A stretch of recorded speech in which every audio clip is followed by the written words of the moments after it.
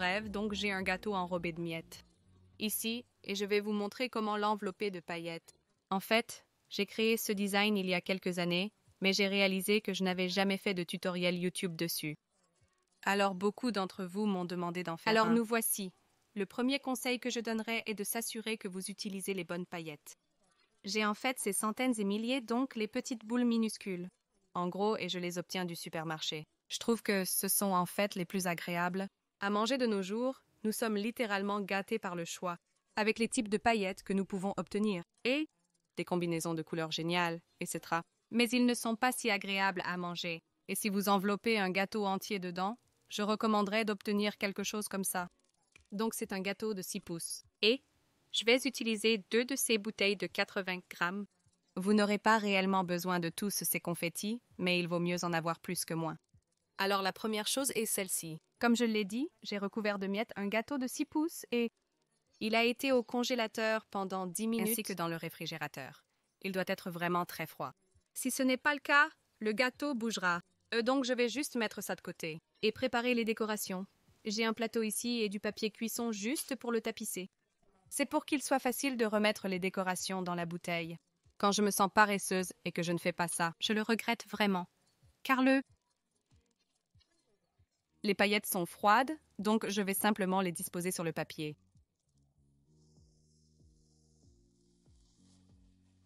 Ces paillettes sont en fait, il est écrit sur le paquet que la coloration est naturelle.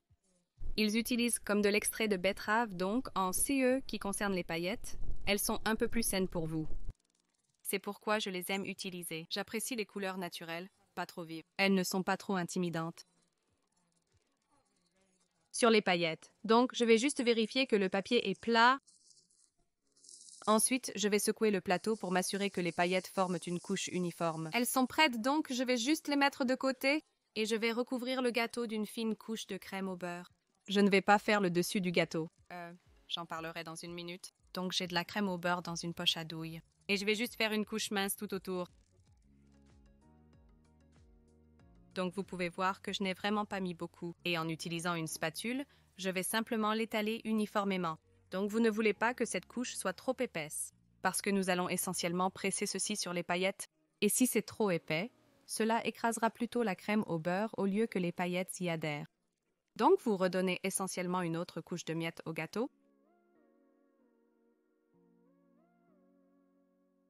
Donc, j'ai un bol à portée de main dans lequel je vais simplement racler tout excès de crème au beurre. Je vais simplement racler autour des coins supérieurs. Et maintenant, je vais autour des côtés avec une raclette latérale.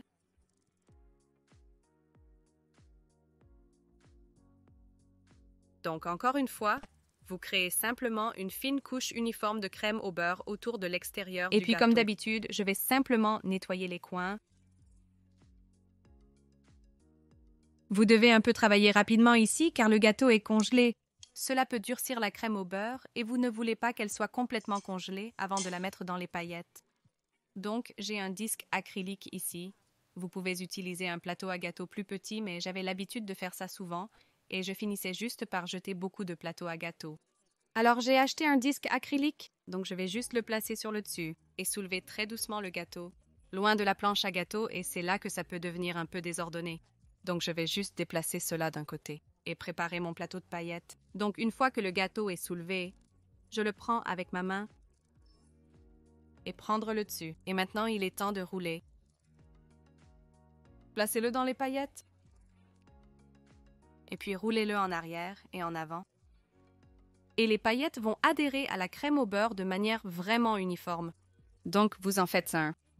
Et vous pouvez évidemment voir qu'il y a comme un trou de paillettes. Secouez doucement le plateau maintenant. Vous pouvez déplacer les paillettes. Et puis secouez-le à nouveau. Et continuez.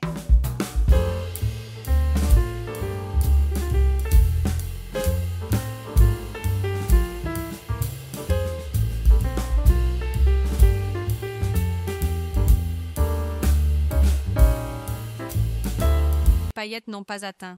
Donc maintenant, avec précaution, je vais juste prendre une petite poignée et les presser dans le gâteau.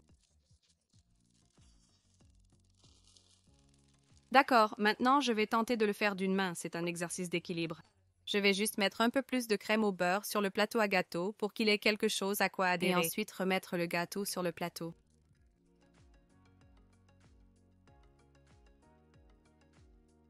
Comme visible, mes mains sont pleines de crème au beurre. Je vais vite les Avant la rincer. prochaine étape.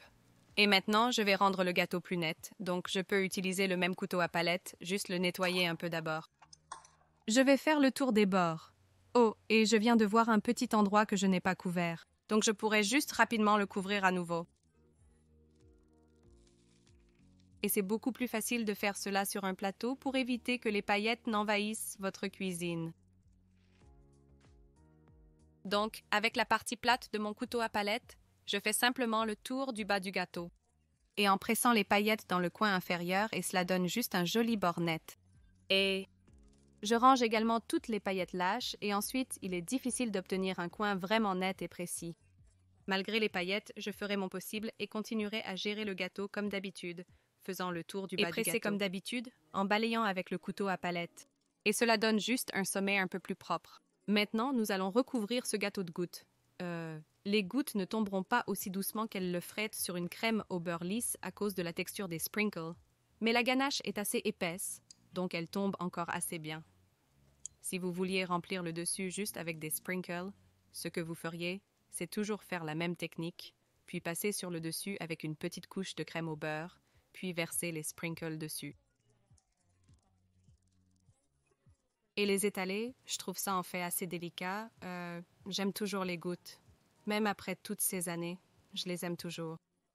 C'est donc ce que je vais faire. Je vais mettre ça dans le réfrigérateur juste pour raffermir un peu le gâteau et m'assurer que les sprinkles sont bien posés et préparer la ganache. Avant de faire ça, je vais juste vous montrer ma petite astuce pour expliquer pourquoi le papier cuisson est si important. J'ai ici mon petit récipient pour les sprinkles et je peux simplement soulever le papier cuisson, le plier en deux et le mettre dans le récipient.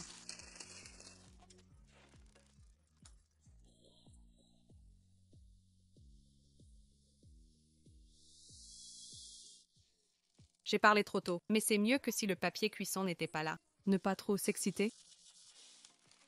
D'accord, j'ai mis environ 90% des paillettes. Donc comme je l'ai dit, je vais réfrigérer le gâteau, nettoyer les paillettes et continuer avec les gouttes. Donc mon gâteau est prêt. Ma crème bouillante est prête, donc c'est de la crème double chauffée à environ 75 degrés Celsius. Et maintenant, je vais juste mettre mes pépites de chocolat et les laisser fondre. Et les gens me demandent si c'est la même ganache que j'utiliserai pour garnir un gâteau, et la réponse est oui. Vous faites la même chose évidemment en plus grande quantité et vous la laissez simplement prendre. Et elle formera une consistance vraiment lisse et agréable, avec laquelle vous pouvez remplir et masquer un gâteau. Donc la ganache bouge et elle a beaucoup refroidi, donc c'est bon pour continuer avec le gâteau. Il y a plus de marge grâce au sprinkle, donc ça ne fera pas fondre la crème au beurre. Donc on le met, et puis comme d'habitude, on l'étale lentement sur les côtés. Et laissez-le dégouliner sur les coins et descendre sur les côtés du gâteau.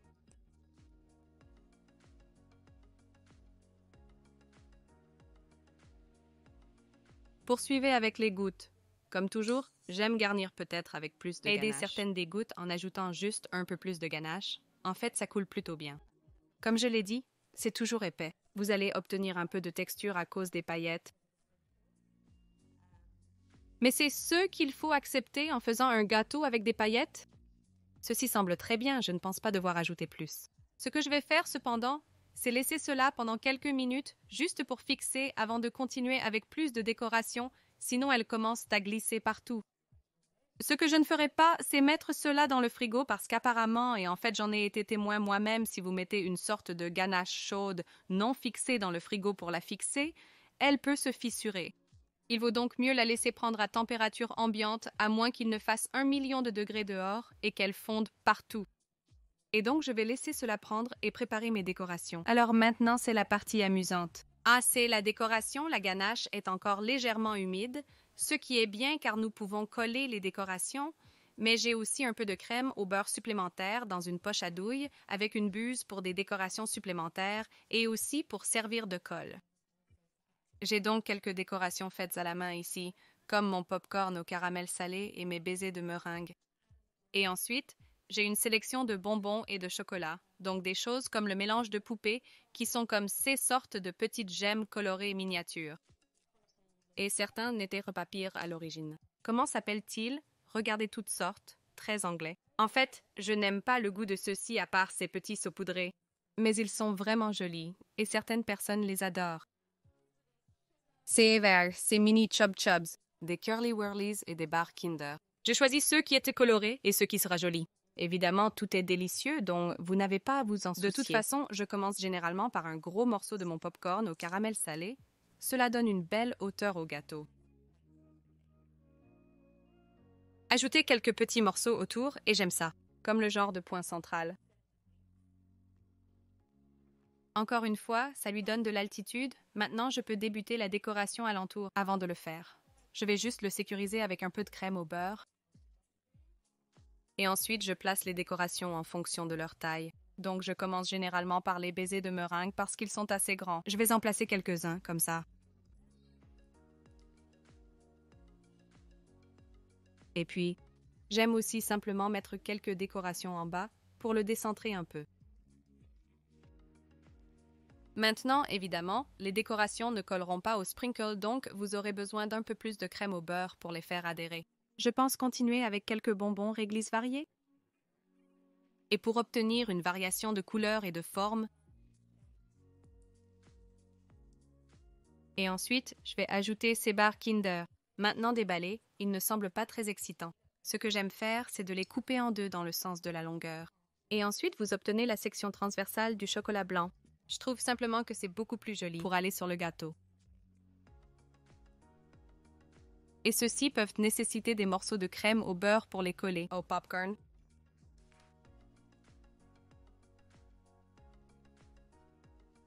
C'est la même chose encore avec le Curly Whirly. Évidemment, c'est un assez gros chocolat à mettre sur le gâteau. Donc je vais le couper en sections. Et j'aime les couper légèrement en diagonale pour suivre la forme du chocolat.